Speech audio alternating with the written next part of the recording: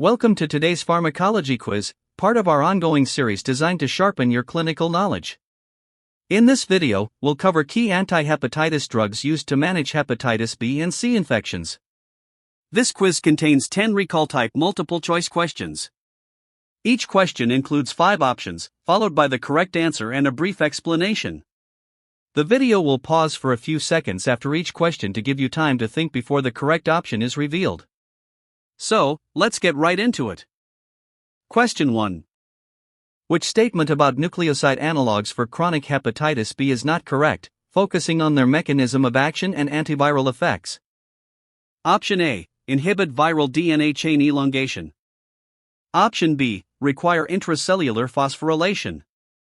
Option C. Act as competitive analogues of natural nucleosides. Option D. Permanently eliminate viral CCC DNA.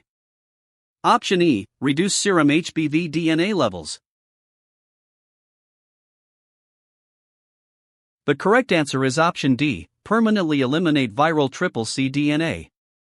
This is because nucleoside analogues suppress viral replication but do not remove CCC DNA reservoirs. All other options correctly describe known characteristics of nucleoside analog therapy. Question 2. Pegylated interferon alpha has several adverse effects. Which statement is not correct regarding its contraindicated uses and toxicity profile? Option A. Contraindicated in severe psychiatric illness. Option B. May cause thyroid dysfunction. Option C. Has immunomodulatory antiviral actions. Option D. Safe in decompensated hepatic disease. Option E. Can cause flu-like symptoms. The correct answer is option D. Safe in decompensated hepatic disease. The reason is that pegylated interferon is contraindicated in decompensated cirrhosis due to the risk of worsening liver failure. All other options correctly reflect the known effects and contraindications of interferon therapy. Question 3. Which statement about ribavirin is not correct, considering its mechanism of action and antiviral activity? Option A. Causes lethal mutagenesis of viral RNA. Option B. It is teratogenic. Option C. It enhances interferon response.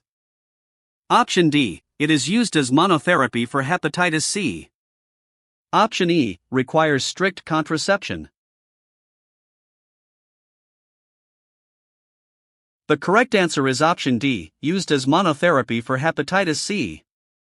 This occurs because ribavirin is never effective alone and must be combined with interferon or DAAs. All other statements accurately describe ribavirin's pharmacology and safety concerns. Question 4. Regarding direct-acting antivirals for hepatitis C, which statement is not correct about their mechanism of action and molecular targets? Option A. NS5A inhibitors block viral assembly. Option B. NS5B inhibitors target RNA polymerase. Option C. All classes require activation by phosphorylation. Option D. Protease inhibitors target viral NS3 region. Option E. Combinations prevent resistance.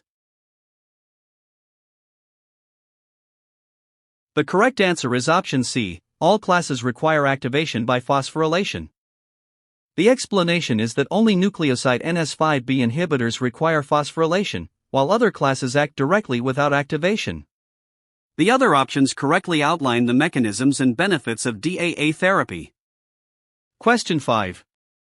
Which statement about the pharmacokinetics of entecavir and tenofovir is not correct, focusing on absorption and renal handling? Option A. Both require renal dose adjustment. Option B. Tenofovir can reduce bone mineral density. Option C. Entecavir absorption reduced by food. Option D. Both are excreted unchanged in urine. Option E. Neither causes nephrotoxicity. The correct answer is option E. Neither causes nephrotoxicity. This is because tenofovir can cause renal toxicity, especially with prolonged use. All other statements represent accurate pharmacokinetic features of these antivirals. Question 6. Concerning adverse effects of anti-hepatitis drugs, which statement is not correct in relation to their toxicity profiles? Option A, ribavirin can cause hemolytic anemia. Option B, interferon can induce depression. Option C, tenofovir can cause renal impairment. Option D, entecavir commonly causes pancreatitis. Option E, protease inhibitors may increase liver enzymes. The correct answer is option D, entecavir commonly causes pancreatitis. The explanation is that pancreatitis is not a common adverse effect of entecavir, which is usually well tolerated. The other listed effects match well-known toxicities of their respective drug classes. Question 7. Which drug listed below is not recommended for hepatitis B treatment in pregnancy due to safety considerations? Option A, tenofovir. Option B, lamivudine. Option C, telbivudine. Option D, entecavir. Option E, tenofovir alafenamide. The correct answer is option D, entecavir. This is because entecavir lacks sufficient pregnancy safety data and is generally avoided. The other medications have more established safety profiles and are preferred if antiviral therapy is required during pregnancy. Question 8. Which statement regarding resistance in hepatitis B therapy is not correct, focusing on drug selection and clinical pharmacology? Option A, lamivudine has high resistance risk. Option B, entecavir resistance higher in lamivudine failure. Option C, tenofovir has low resistance rates. Option D, resistance testing guides DAA selection. Option E, resistance develops via polymerase mutations. The correct answer is option D, resistance testing guides DAA selection. The explanation is that DAAs are used for hepatitis C, not hepatitis B, so this statement does not apply to HBV therapy.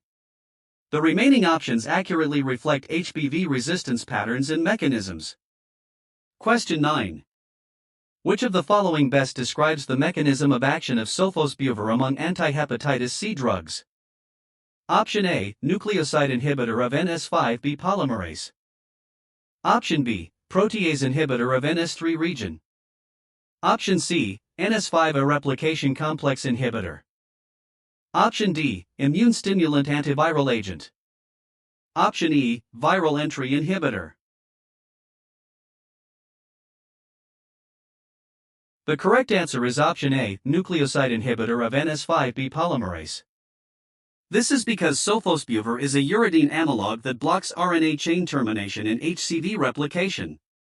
All other options describe mechanisms associated with different antiviral drug classes. Question 10. Which drug combination is most likely to achieve sustained virologic response in hepatitis C through complementary mechanisms of action? Option A, sofosbuvir and ledipasvir. Option B, ribavirin and amoxicillin.